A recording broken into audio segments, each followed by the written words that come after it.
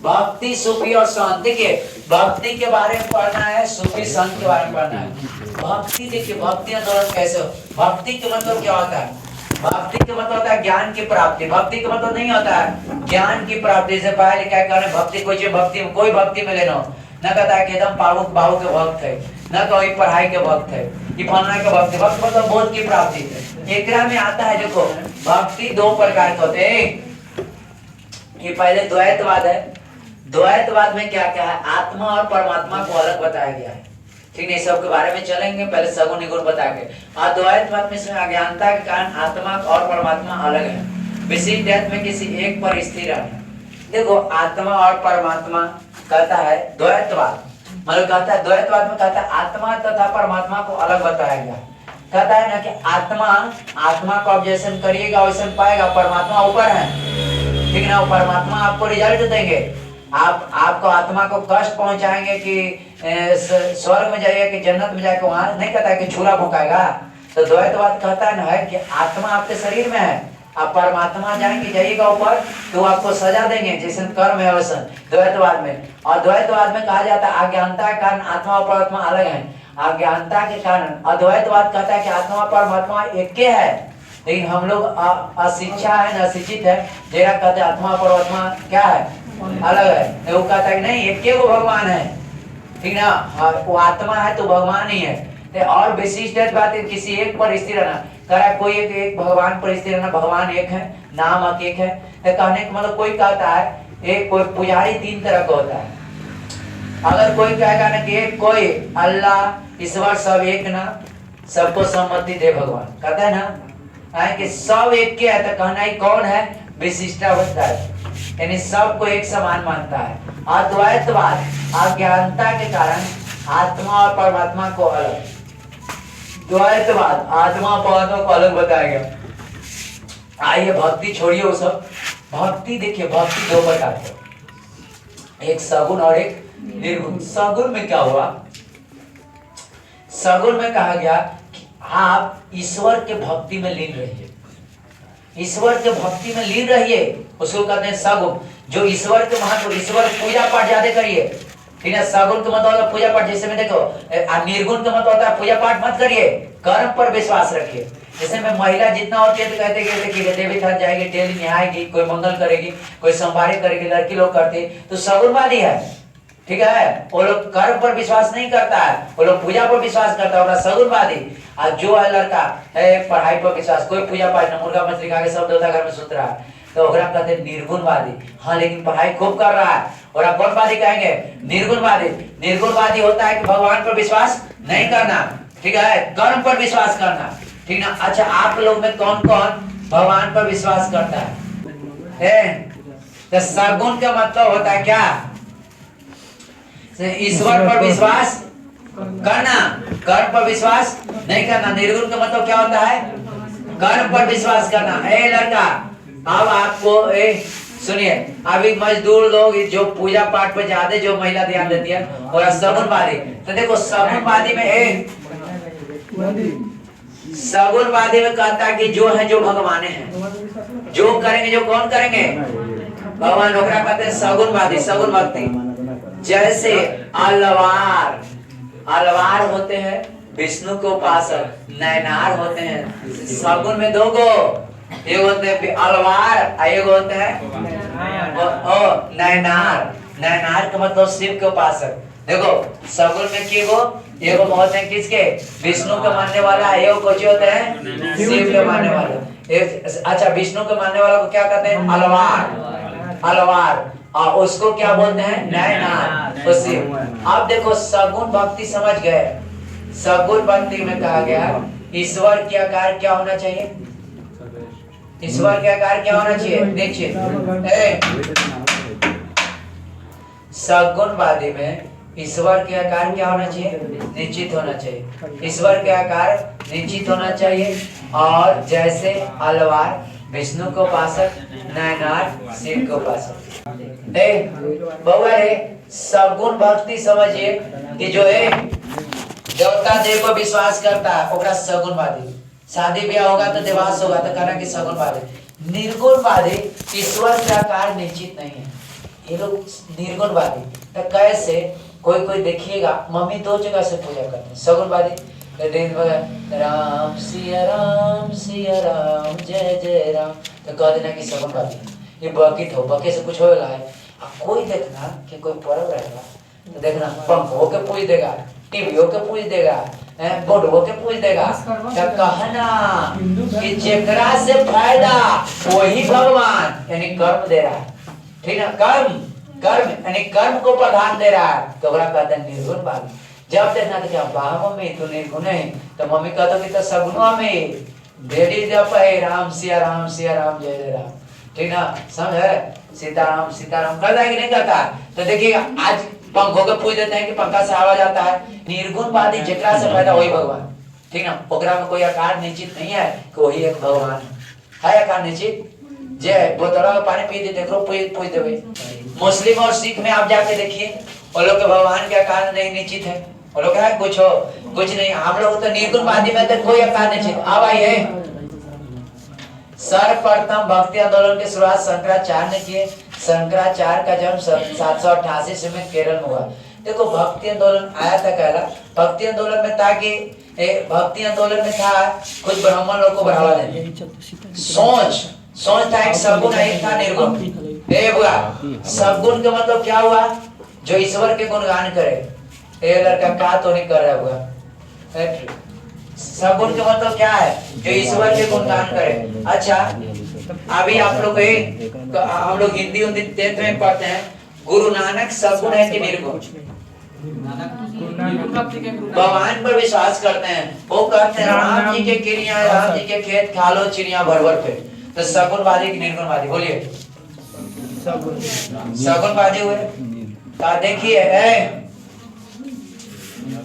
कैसे निर्गुण हुए? भगवान पर विश्वास किया, भगवान का वही श्लोक में लिखे है, राम नाम बिनु वृथे जग जन्मा। राम नाम के बिना जग में जन्म लेना व्यर्थ है। तो सुनिए, तो ये बउआ निर्गुणवादी है। एक कौन वादी है? हाँ, एक कौन वादी है? निर्गुणवादी है। समझ गए क्यों निर्गुणवादी है? क्योंकि राम के मतलब कर्म होता है। राम के मतलब कर्म है। कहते हैं कर्म के बिना जग में जन्म लेना व्यर्थ है। भीखे खावा भीखे बोले, बिन नामों मिट्टी भरवाना। जो व्यक्ति राम नाम के जीता है वो यानी कर्म के बिना जीता, वो व्यक्ति विष खाता है, विष बोता है उसकी। और देखो तो हम लोग देखिए काम नहीं करेंगे तो हम लोग को कोई इज्जत नहीं करेगा। तो ये गुरु नानक थे तो निर्गुणवादी थे, कर्म पर विश्वास करते थे। ठीक है, वो कहते थे कि जो कर्म करेगा वो हमेशा सुखी रहेगा और जो कर्म नहीं करेगा वो हमेशा दुखी रहेगा। और देखो शंकराचार्य ने यही सब को पढ़कर उसने भक्ति आंदोलन की शुरुआत किया। शंकराचार्य का जन्म 1788 केरल में हुआ। आप बताइए, लेकिन हम लोग जितना मनुष्य प्राणी है जो ज्यादातर पल रहा है निर्गुण का, निर्गुण ठीक ना। निर्गुण और सगुण समझते हैं? देखो सगुण का मतलब क्या होता है? भगवान से प्रेम। ठीक है, भगवान से प्रेम। और निर्गुण का मतलब है कर्म से प्रेम। आप देख रहे हुआ शंकराचार्य ने यहाँ पर प्रचार किए थे 4 मठ का निर्माण, इसलिए मठाधीश भी ने कहा जाता है। मठ क्यों लाए? ये सब जानते हैं, सब सगुणवादी हैं। सगुणवादी है कि भगवान के मूर्ति उर्ति लाने सब शंकराचार्य ने 4 मठ का निर्माण किया। देखिए पहला पूरब में कौन? पुरी। वो कहाँ होता है? उड़ीसा में। 4 मठ दिए। पुरी कहाँ है? उड़ीसा में।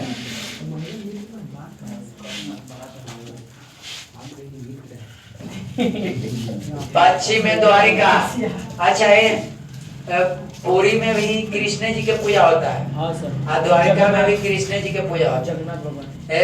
आप बताए बद्रीनाथ में किन का पूजा होता है? विष्णु जी के। ये सब पूजा। आप हुआ सिंगेरी है कर्नाटक में, इसमें हुआ 4 मठ का आया था। तो सोचिए मठ क्यों आया था? मठ जो देखते हैं ना, मठ क्या होता है कि आपको मठ जो निर्माण करता मठाधीश है। भक्ति आंदोलन के प्रमुख पढ़ाने वाले कौन थे? शंकराचार्य। इसने विशिष्टाद्वैत विष्णु को उपासना का सिद्धांत दिया। विशिष्टाद्वैत को मतलब समझिए, कह रहा है ना कि नहीं एक ही को मानो, सब एक ही है, एक ही में सब है। एक ही में सब है। विशिष्टा अद्वैत दो प्रकार के बोले थे, एगो द्वैत, द्वैत का मतलब आत्मा परमात्मा दो, और द्वैत के मतलब एक के है, अज्ञानता के अभाव के कारण हम लोग कहते हैं कि आत्मा परमात्मा क्या है, दो है। और एक था विशिष्टा अद्वैत, नहीं भगवान एक ही है, ठीक है ना, कोई भी भगवान को मानिए एक है, वो कहते हैं विशिष्टा अद्वैत विष्णु को उपासना के सिद्धांत के दिए। अब देखिए हुआ था, देखिए यहाँ में इसमें कवि बंटने लगे, इसमें सगुण, सगुण में ही सगुण में सगुण कवि में भी आने लगे। सगुण में आए रीतिकाल के सिरमौर कवि, उसके कवि बहुत आए, ठीक ना। हाँ यहाँ आए इस सगुण भक्ति में इतना लीन हो गए, इतना लीन हो गए, तो आप लोग 10th में पढ़े होंगे रसखान के नाम, रसखान के नाम। देखिए सब ऑब्जेक्टिव आएगा, ये सब रसखान रीतिकाल के सिरमौर कवि कहे जाते थे, और ये सगुण भक्ति में इतना लीन हुए, श्री कृष्ण में इतना लीन हुए, कृष्ण और राधिका में, कृष्ण और राधिका में इतना लीन हुए कि ये दोनों से जानते हैं ये प्यार कर बैठे, ये प्यार कर बैठे ये दोनों से, ठीक ना। अब सब तो लड़का लड़की से प्यार करता है, लड़का लड़की से, लड़की लड़का से, लेकिन लड़का लड़की दोनों से कर दिए एक साथ है। तो ये प्यार वो नहीं था, ये इनको प्रेम इतना आकर्षित रखता था, इतना आकर्षित रखता था कि रसखान थे, रसखान के 9 निधि आज रत्नता भारत ओकरो से आगे है। और इंद्र ने इसको अति दे दिया था, अपना एक महल अच्छा दिया था, ठीक है। अभी आज के डेट में बहुत कहता है काल घौर धाम, आपको कहेगा काल घौर धाम, इंद्र जो दिया था आज के करोड़ों के महल करते हैं, करोड़ों के महल, करोड़ों के महल, 9 निधि ऑब्जेक्टिव आ सकता है, 9 निधि, 9 निधि को पुरस्कार मिला था, ये सब किस पर दे दिए, कहे ना कि हम कुछ नहीं हमको चाहिए, हम सगुण भक्ति में लीन है। आपको याद होगा एक मीरा भी थी, कृष्ण भक्ति, अब सब आएगा, अभी तो भक्ति के चढ़ा सब के बारे में पढ़िएगा। मीरा का है, मीरा को कहा जाता है कि जहर भी खा ले तो 20 से नहीं कुछ हुआ था, कुछ नहीं हुआ था। रसखान, अब बताइए आप कोई में भक्ति में लीन होइएगा तो आप करोड़ों के अपना संपत्ति दे दीजिएगा। इसमें कृष्ण और राधिका किसी ने कहा है, दशम शत पढ़ना भी है रसखान के बारे में। रसखान के बारे में कुछ कहा जाता है कि प्रेम वाटिका के दोनों माली और मालिक हैं, ठीक है, कहा जाता है, ठीक ना, है कि हाँ प्रेम आईनी, ठीक ना, प्रेम आईनी राधिका, प्रेम के खजाने किसे कहा गया, राधिका के। इनको राधिका कृष्ण का प्रेम भा गया, और वो कहते हैं कि हम जितना हमको इनाम मिला है सब दे दो, दे दो, हमको कुछ नहीं चाहिए। घर से भी जितना संपत्ति सब के रियल में किए थे, और सब जो आप देखे हैं कहाँ इनका कोची है, मथुरा में कोची है वो प्रेम, अरे वृंदावन कहाँ है, मथुरा में ना है, यूपी में, तो वो है वृंदावन। तो वृंदावन में क्या किए थे ना, ये सब चीज, ये क्या रसखान का है कि हमको नहीं कुछ चाहिए, हमको यहीं रह दीजिए। तो रसखान साहब ने 9 निधि का सुख, सब 9 निधि मतलब समझे तो अरबों खरबों रुपया, 9 निधि जो मिला था सब इनको दान दे दिया, करोड़ों का इंद्र का धाम मिला था ये दे दिया। ये सगुण भक्ति में ताकत है, ठीक ना। और ये सब ब्रज के बगीचा, ब्रज के बगीचा पर सब दे दिए थे। तो ऑब्जेक्टिव आएगा कि सगुण भक्ति में कौन लीन होकर अपने 9 निधि का सुख दे दिया, रसखान कृष्ण के भक्ति में लीन हो गए थे। और कृष्ण आप रसखान हमेशा कृष्ण और राधिका के प्रेम में बटे रहते थे। वो श्लोक बड़ा अच्छा कहा गया कि मन को चुरा लेता था तो चिचोर भी कहा जाता है इनको, किनको, कृष्ण को चिचोर कहा जाता था। तो ये बउआ आपको इसमें सुनिए, ए में आ जाइए बउआ। अब आते हैं रामानंद। रामानंद का जन्म इतना में हुआ था, याद मत करिए, प्रचार के लिए हिंदी भाषा का प्रयोग 12 शिष्य में एक महिला थी। जाति न पूछो जो हरि को भाजे सो हरि का हो, कहता जाति न पूछो कि कौन है, जो हरि का भाजे सो हरि का हो। देखो इसमें क्या हुआ था कि इसमें कबीरदास हुए, बहुत हुए कबीरदास के बारे में। इसने क्या किया कि 12 शिष्य एक महिला थी, जेकरा में जानते आप काम करिएगा ना, गुरु के उपदेश मांगिएगा तो आप नाम ही नहीं बनिएगा। ये कहा कि ये 2 गो ऐसा है, कबीरदास आ गए, ठीक ना, पहला दूसरा, और 2 गो कवि आए ना कि जैसे कहते थे ना उनकर बतिया उल्टी किए, पूरा उल्टी कर दिए। ये तो बोलो रामानंद है हुआ ठीक। अब होता है ना गुरु के उल्टी, कबीरदास पूरा उल्टी किए, पूरा कबीरदास उल्टी कर दिए। कबीरदास उल्टी जब किए तो देखिए आप लोग को पहले हम सगुन भक्ति में आपको पीडीएफ में पूरा है, आपको क्या क्या उल्टी किए हैं, उल्टी ऐसा ऐसा काम किए कि इनका नाम गुरु से भी ज्यादा हो गया। गुरु के नाम पहले बताओ भक्ति के प्रकार के सगुण और निर्गुण। अच्छा इसमें ईश्वर का कार्य निश्चित है, मंदिर मस्जिद खूब बनेगा तो कहना कि सगुणवादी खूब भगवान को विश्वास करेगा। जो आपके मम्मी पूजा पाठ करते हैं तो उसको सगुणवादी, सगुणवादी में ही हिंदू धर्म आते हैं। कौन धर्म आते हैं? हिंदू धर्म। हिंदू धर्म हम लोग है ना ईश्वर पर विश्वास करते हैं। हम लोग बोले ईश्वर पर विश्वास, हम लोग और वो लोग ईश्वर पर विश्वास नहीं करता। हिंदू धर्म अलवार और नैनार, अलवार किसका और नैनार शिव का। अब वह निर्गुण में इसका आकार अनिश्चित है। अब मुस्लिम सिख, अब सिख कहते हैं ना कि भगवान कौन है, जो कर्म करो हो भगवान, ठीक है, उसका आकार कोई निश्चित नहीं है। गुरुद्वारा में देखें कोई भगवान का आकार निश्चित, फोटो पर ना होता है, फोटो है कोई विशिष्ट आदमी की पूजा किया जाता है ना। भक्ति शुरुआत कहाँ से हुई? दक्षिण भारत में। अरे वाह, दक्षिण भारत में हुआ था। भक्ति प्रवर्तक कौन थे?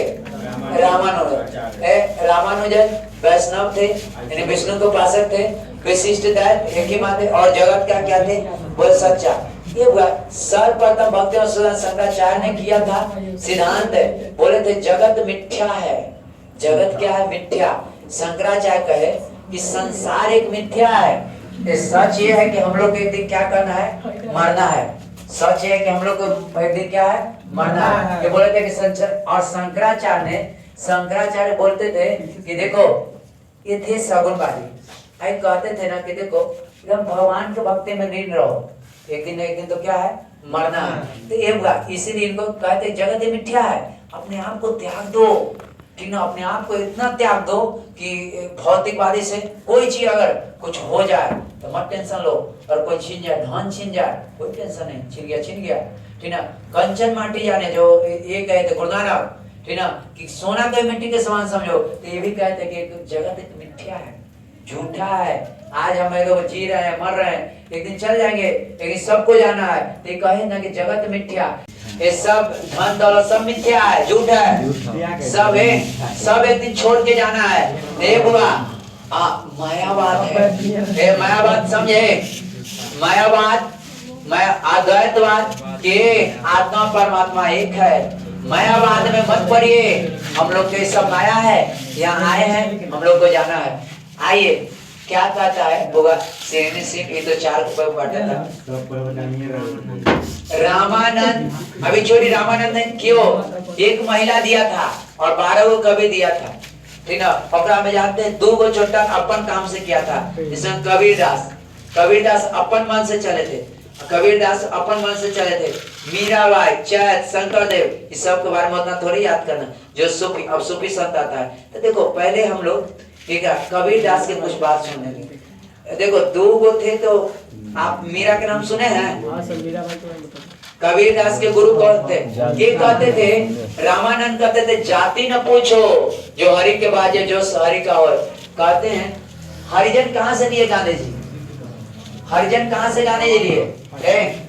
रामानंद। कबीरदास ने क्या करते थे? सबसे पहले जुल्हा थे। जुल्हा किसको कहा जाता है? वहां जात होता है, सबसे नीच जात होता है जुल्हा। लेकिन कबीरदास अपने बाद में कहे, देखिए कबीरदास क्या क्या किए। गुरु एक रामानंद थे, रामानंद ने 12 गो को 12 शिष्य थे, 12 तेजे थे, सबको नहीं पढ़ना है। उपदेश एक बीचक दिए थे, पुस्तक सबसाकी रवैनी निर्गुण पंथी। निर्गुण पंथी क्या आप बताओ? निर्गुणे ने लिखेगा। निर्गुण का मतलब देखो, निर्गुण कहने का मतलब कुछ है मिट्टी के शरीर या मिट्टी में मिली है और आप है ना, है तो निर्गुण के काय का मतलब कि ये सब भी जाइएगा ना, तो ऐसा ऐसा चुटन बात सगुन काल के जो होता है, ऐसा ऐसा बात पड़ेगा ना कि दुनिया बेकार है, कोई से लड़े ना झगड़े, कोई मन से ऐसे रहे, ऐसे ऐसी होता है। देखिए निर्गुण पंथी। अब मीराबाई कौन थे? मीराबाई का नाम सुना है? हाँ सर। मीराबाई किसके प्रेम में पगलाए थे? कृष्णा जी के। पिता में बाहर के शासक राणा रतन सिंह, पिता कितना बार?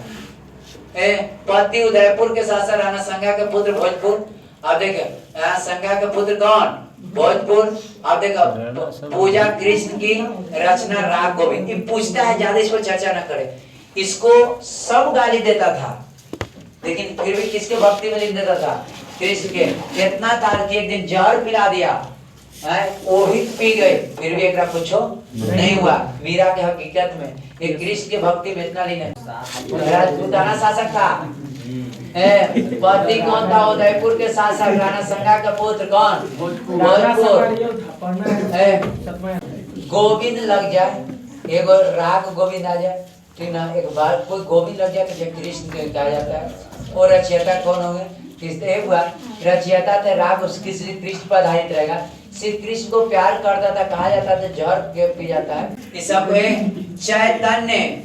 चैतन्य थे, आराध्य किसी शंकर देव, इस सब मत याद रखिए। सूफी संत हुए लड़का, सूफी संत ज्यादा तुर्क के थे, लड़का तुर्क के थे सब लोग।